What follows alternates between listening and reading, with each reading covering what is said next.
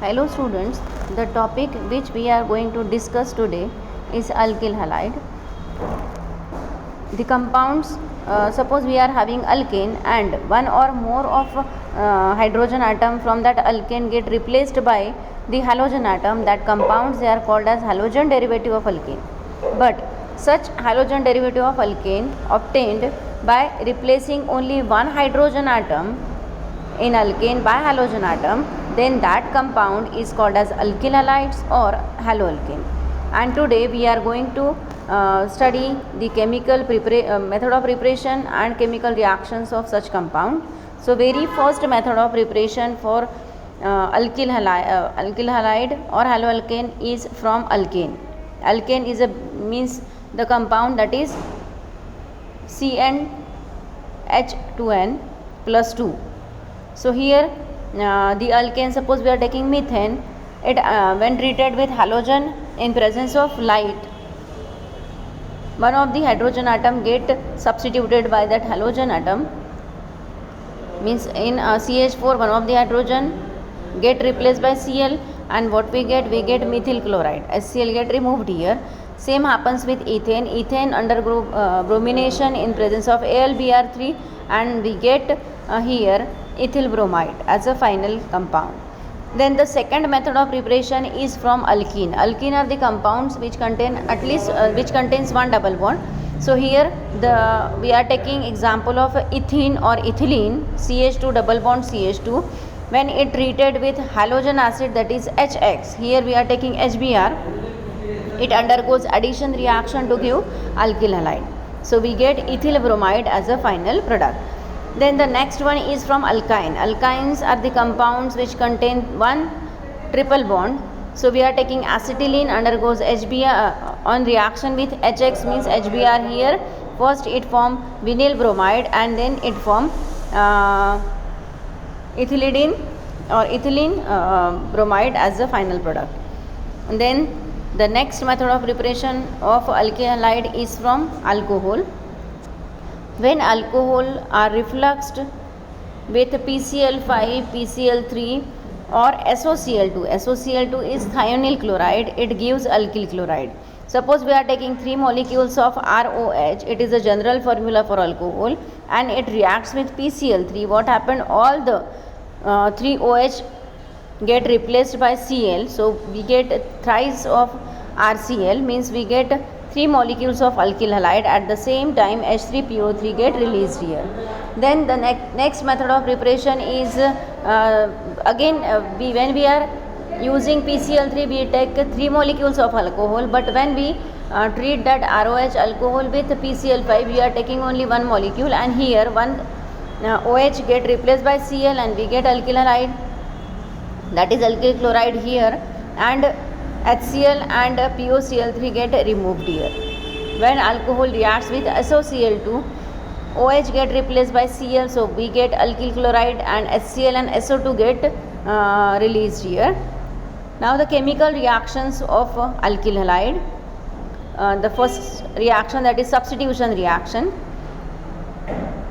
Generally halogen in alkyl halide, it behaves as nucleophile, and therefore alkyl halide gives nucleophilic substitution reaction. The first reaction with aqueous KOH or aqueous AgOH, means potassium hydroxide or silver hydroxide.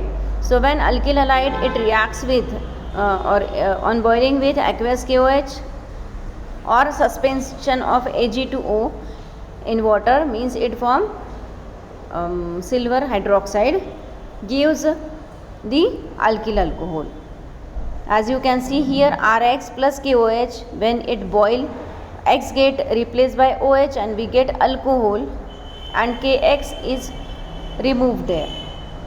Means if we specify the reaction, that is C2H5Br, ethyl bromide, it reacts with aqueous KOH, and when we boil it, what we get? The Br get replaced by OH, so we get ethyl alcohol.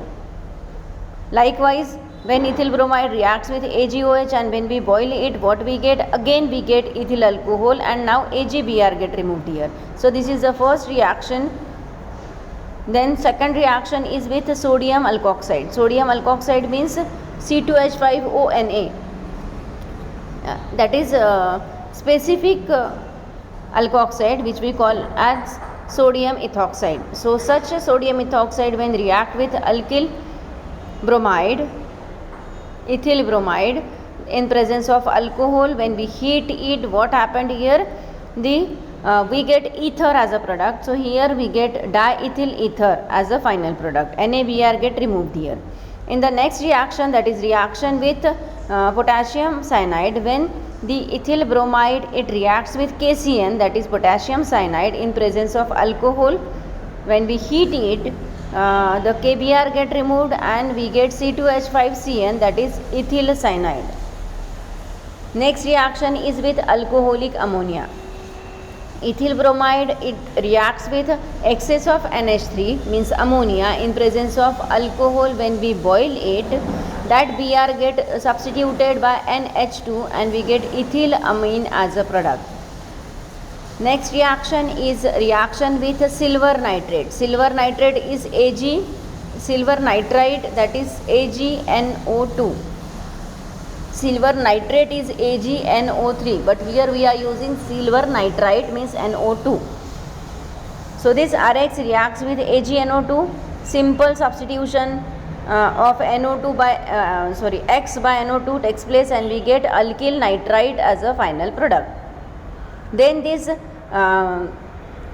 alkyl halide reacts with silver acetate, that is CH3COOAg in presence of alcohol. So what happened here, Ag get replaced by or X get replaced by CH3COO and we get CH3COOR. It is nothing but it is ester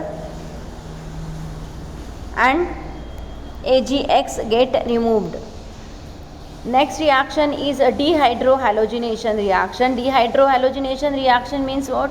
The compound when loses hydrogen as well as halogen from the same compound, the reaction is known as dehydrohalogenation reaction.